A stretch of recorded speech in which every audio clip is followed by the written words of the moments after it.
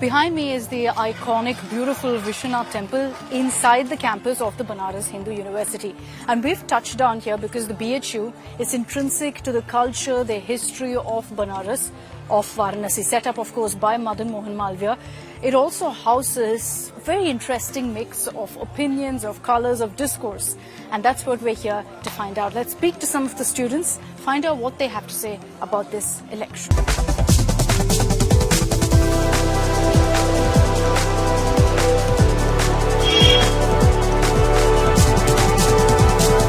Okay, I've got with me BHU students, but also several others who decided to be a part of the conversation. We'll get to them, but let's talk to the youngsters first, find out what they have to say. Hi, you're a student of BHU. Tell me, what are the issues that you're looking at in this election? Education budget had declined in a decade for around half. The earlier in 2013, the education expenditure was 4.14%, which is now 2.49%, which is pretty much decline in the country like India, where the growing population and the majority population is youth. Do you feel it? When you study in this university, do you feel? I actually feel it because a lot of things have diminished in this university. A lot of systems have diminished in this university. The quality of education is diminishing day by day, and there are no serious step has been taken in improving the conditions. And this system should be revised, should be reviewed by the government and the education ministry. So you're saying education system you're not very happy with. आप बताइए, आप यहाँ पे BHU में पढ़ रहे हैं. हर्षद बोल रहे हैं यहाँ पे कि उनको जो CUET है और एजुकेशन सिस्टम है उसमें काफी दिक्कत हो रहा है, उसमें प्रॉब्लम्स है. ये कहा जाता है कि विकास के जो चरण हैं शुरुआती दौर में कुछ परेशानियां और कुछ विसंगतियां आती हैं, मैं मानता हूं, लेकिन ये निरंतरता अगर इसमें आएगी तो यही सारी चीजें जो हैं वो धीरे धीरे समाप्त हो जाएंगी. और मुझे लगता है कि आने वाले समयों में इसका लाभ विद्यार्थियों को, विश्वविद्यालय में आने वाले जो हमारे शोधार्थी हैं सबको इसका लाभ मिलेगा. कुछ चीजें जो खामियां हैं निरंतर उसमें उस दोष को, उस कमी को दूर करने का प्रयास किया जा रहा है. किया जा रहा है कैसे? अब जैसे कि अभी ने कहा कि CUT कराया गया तो सभी विश्वविद्यालयों को एक साथ जोड़ा गया, फिर उसमें अलग अलग जो फॉर्म थे तो फॉर्म्स में क्या था कि अलग अलग शुल्क लिए जा रहे थे. लेकिन मुझे लग रहा है कि इस बार वो शिकायतें गई हैं उस कमेटी के पास, वो अलग अलग शुल्क नहीं लिए जाएंगे. आने वाले समय में एक ही शुल्क पे सबको दिया जाएगा मौका. इस तरीके के हैं. आपको भी लगता है या आपको लगता है कि कमी है? कमी, पूरा कमी है. मान लीजिए कि पहले जो सारे यूनिवर्सिटियों का फॉर्म एक अलग अलग होती थी, बच्चों को समय मिलता था. आज CUT करा रहा है, ठीक है, कोई बात नहीं, ऑल इंडिया बच्चे आ रहे हैं, लेकिन क्या मतलब है? पैसा तो फिर आप ले ही रहे हैं. इधर फॉर्म भरिए तो उधर से पैसा लीजिए, उधर से पैसा लीजिए. कोई भी सरकार हो, सरकार चाहे जो भी है, ये कि मतलब कि देख रहे हैं कि बेरोजगारी एकदम चरम सीमा पे है. हमारे जो युवा हैं उस समय उनको क्या चाहिए? उनको रोजगार चाहिए, रोजगार है नहीं. ये देश के चुनाव है, ठीक है. BHU में बोल रहे हैं कि थोड़ा मतलब दिक्कत है, समस्या है जो देखना चाहिए, लेकिन ये देश के चुनाव भी है. देश में लगभग आजादी के पूर्व, आजादी के बाद जितने बड़े आंदोलन हुए हैं और जिससे परिवर्तन आया है वो छात्रों से हुए हैं. इस काशी हिंदू विश्वविद्यालय में छात्र संघ नहीं है और इसमें युवा प्रतिनिधित्व करते हैं. वो छात्र संघ होना चाहिए और पूरे देश में होना चाहिए. जब हर परिवर्तन में युवाओं का भागीदारी रहता है तो सदन में भी उनकी हिस्सेदारी होनी चाहिए. आज देश में 4 करोड़ लोग UG में एडमिशन लेते हैं और एक भी युवा उनकी बात रखने के लिए नहीं जाता. एक मेरा छोटा भाई बताया कि CUT में तमाम दिक्कतें हैं. CUT की दिक्कतों को समझने वाला हमारे पास एवरेज कोई सांसद नहीं है कि वो होता क्या है, और ये समस्या भी है, कोई सांसद उठा नहीं पाता है. तो और रोज पेपर लीक होते हैं और तमाम ऐसी दिक्कतें हैं. और तो पेपर लीक के लिए सरकार बोल रहे हैं कि हम क्रैकडाउन कर रहे हैं, एक बिल भी लेकर आए हैं. कर रहे हैं, मैं मान रहा हूँ कि कर रहे हैं, मैं मान रहा हूँ कर रहा हूँ, उसमें कुछ सुधार भी हुए हैं. लेकिन आज के 20 साल पहले और आज एक डिकेड से टेक्नोलॉजी इतनी ज्यादा बढ़ गई है कि उसको हमारे पुराने नेता बिल्कुल समझने में असमर्थ हैं. टेक्नोलॉजी से युवाओं को तो जोड़ा जा रहा है, परंतु मुद्दा यह है ना कि आज जो PhD और नेट JRF का जो एग्जाम होने वाला है इधर जून वाला, वो फिर OMR सीट पर लिया जा रहा है. जब आप ऑनलाइन व्यवस्था कर दिए हैं तो फिर OMR सीट का ये प्रक्रिया क्यों लाया जा रहा है? एक चीज बताइए कि ऑनलाइन टेक्नोलॉजी अभी ज्यादातर यूज कर रहे हैं, गवर्नमेंट यूज कर रहे हैं, स्किल डेवलपमेंट कर रहे हैं, क्या उससे कुछ फर्क नहीं पड़ रहा है? मैम देखिए फर्क तो पड़ रहा है, लेकिन बेसिकली मैं उसी डिजिटल डिवाइड पे ही बात करना चाह रहा था कि एक चीज अगर आप कहते हैं कि डिजिटल इंडिया बनानी है और आप मोबाइल रिचार्ज करने जाते हैं उस पर आपको एक्स्ट्रा पेमेंट देना पड़ता है, मैं रेलवे का टिकट करवाने जाता हूं तो मुझे एक्स्ट्रा पेमेंट देना पड़ता है, तो फिर मैं काउंटर से जाके क्यों न ले लूं? अगर आप डिजिटली इंडिया करना चाहते हैं तो मुझे कुछ बेनिफिट भी तो उसका दिखना चाहिए। उसके अलावा ये बेनिफिट कैसे नहीं हुआ? आपके फोन से पे कर सकते हो, आप टिकट्स भी कर सकते हो ऑनलाइन। अपना पैसा भी तो मैं दे रहा हूँ उसके लिए, प्लेटफॉर्म के जो चार्जेज मुझे लग रहे हैं वो मैं क्यों दूं? वो मैं काउंटर, मेरे घर से 200 मीटर के दूर पे रेलवे स्टेशन का काउंटर है, मैं वहां से जाके ले लूं। IRCTC का वेबसाइट जितना तेज चलता है ये हम सबको पता है, तो वो सारी चीजें तो दिक्कत है। बाकी डिजिटल इंडिया अगर करना तो मैं इस यूनिवर्सिटी में हम खड़े हैं, कितनी ऐसी यूनिवर्सिटी हैं, इसमें कितनी ऐसी डिपार्टमेंट है जहाँ के लैब लिटरली डिजिटलाइज हो चुके हैं। मैं पत्रकारिता विभाग का छात्र हूँ, मेरे विभाग में स्टूडियो ही नहीं है, तो किस बात का डिजिटल इंडिया है? एक चीज। दूसरा चीज, हम स्किल की बात कर रहे हैं, हम यूनिवर्सिटी में जो पढ़ रहे हैं 20 साल पुराना सिलेबस पढ़ रहे हैं। 2020 में नई NEP आई है, 2024 आ गया, अभी तक लागू नहीं हुआ। कोविड आ गया, ठीक है मैं मान रहा हूँ कोविड की दिक्कत, 2 साल थी, बाकी चीजें तो फंक्शन की ना। 2020 में भी चुनाव हुए हैं, 21 में चुनाव हुए, वो सारी चीजें हो जा रही हैं, लेकिन NEP लागू नहीं हो पा रहा है। क्यों?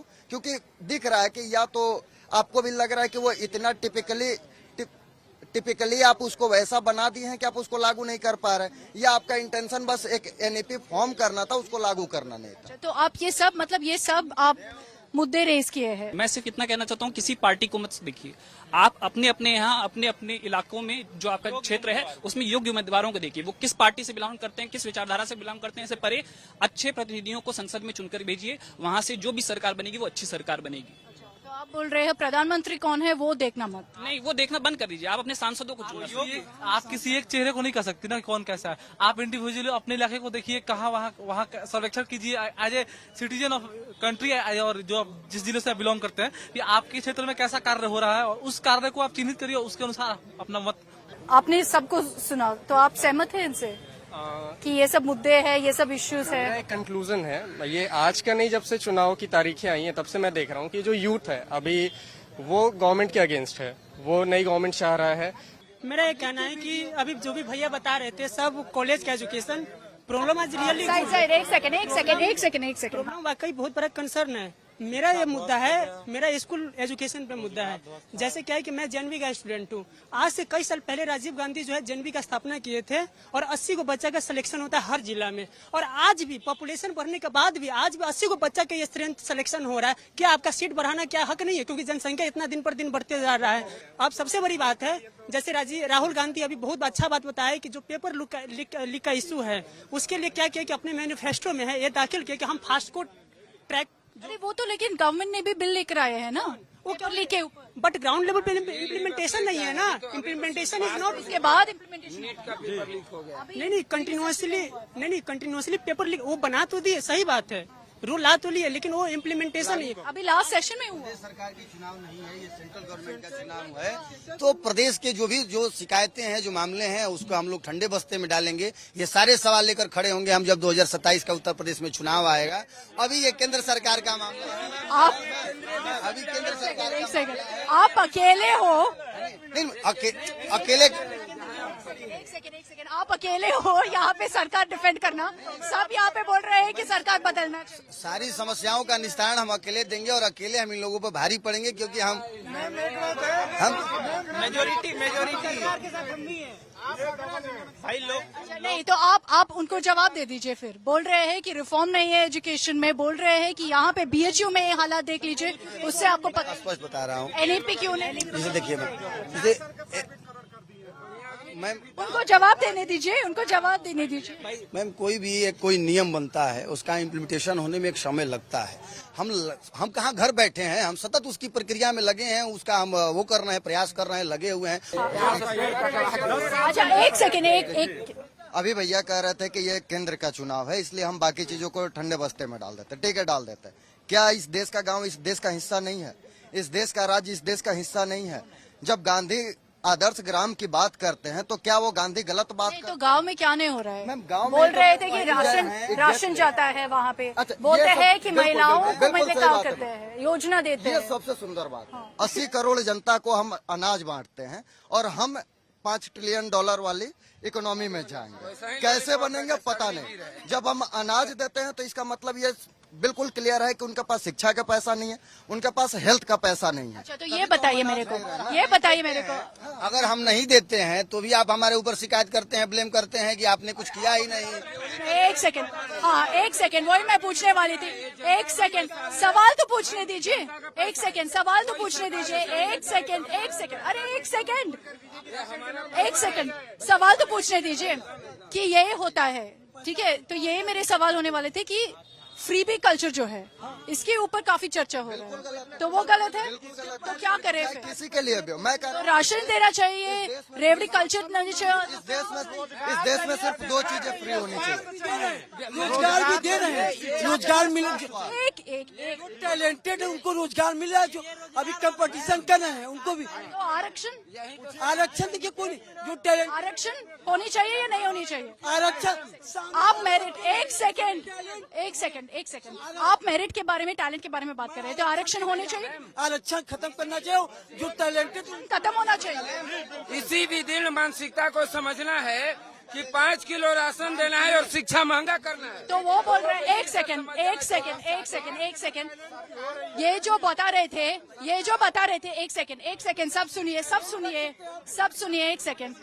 वो बोल रहे हैं कि आरक्षण नहीं होनी चाहिए, क्या आप सहमत हैं उनसे? बेहद ही गलत बात है। आरक्षण किसी भी समाज की आवश्यकता है, क्योंकि जो हजारों वर्षों से शोषण, वो मेरिट और टैलेंट बोल रहे हैं, मेरिट पे टैलेंट पे दो। आप जिसे समझे, जो जिसे दक्षिण एकमात्र होना चाहिए, आर्थिक आधार पे होना चाहिए। ये कोई मतलब नहीं है कि आप ही के समाज का, मेरे समाज का, मैं किसी SC/ST समाज का आता हूँ, मेरे समाज का 20 साल से कोई IAS PCS बन गया, उसका बच्चा जाके कोटा में तैयारी कर रहा है। मेरा बच्चा जो मैं गांव में रहता हूँ वो कब नीट में सिलेक्शन पाएगा? वो तो कोटा में एलन कोटा का फीस जमा करता है। मैं किसी गरीब समाज से आता हूँ, तो आरक्षण आर्थिक आधार पे होना चाहिए, आरक्षण होनी चाहिए। और जो आरक्षण की वकालत करता है कि आरक्षण 1000 सालों से शोषण किया जा रहा है, वो अपने समाज के व्यक्तियों का शोषण करता है। वो इसलिए वो चाहता ही नहीं कि मेरे समाज के लोगों का है। वो तो आरक्षण प्राप्त कर चुका है, उसके पिता एक सरकारी नौकरी करते हैं। वो चाहता है मैम कि एक सेकंड, ठीक है, आपने नहीं, नो मोर।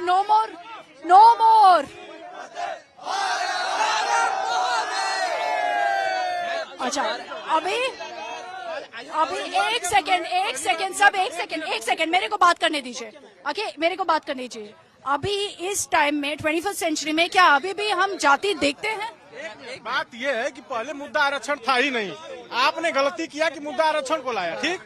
आरक्षण में भी जाति लाया कि अपर कास्ट ने आपका डोमिनेट किया था। अगर हम आपका डोमिनेट करते, अगर आपको दबा के रखते, तो आप बोलने की आजादी अभी नहीं पाते। आरक्षण लाया कौन? एक minute, BP Singh upper caste है भाई। ठीक है, आप बताइए कि अभी भी 21st सेंचुरी में क्या जाति के ऊपर डिस्कोर्स होता है? होना चाहिए। क्यों? क्योंकि वो एक आदत बन चुकी है लोगों की ना, लोगों की आदत बन चुकी है, उसके आधार पर वही मानसिकता बनी हुई है। वो मानसिकता चेंज कैसे होगी, उसके लिए आरक्षण आवश्यक है। क्योंकि जब तक सामाजिक स्थिति नहीं, जब तक आर्थिक स्थिति नहीं ऊपर उठेगी, जब तक आर्थिक स्थिति ऊपर नहीं उठेगी, तब तक सामाजिक स्थिति ऊपर नहीं। मैं खत्म कर रही हूँ। नहीं, अभी तो नॉन स्टॉप हो रहा है। एक ही क्वेश्चन है, आप सब खुश है सरकार से, हाँ या ना? अच्छा, एक सेकेंड,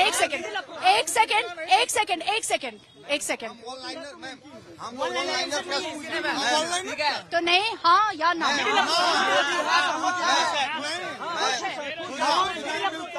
लोग खुश है सरकार से, कितने लोग खुश है? नहीं, कुछ We'll end it there because I can't get consensus from this crowd. Everyone has an opinion. You heard what they had to say on several issues. This is a full-fledged campus debate that we just had right now at the Banaras Hindu University.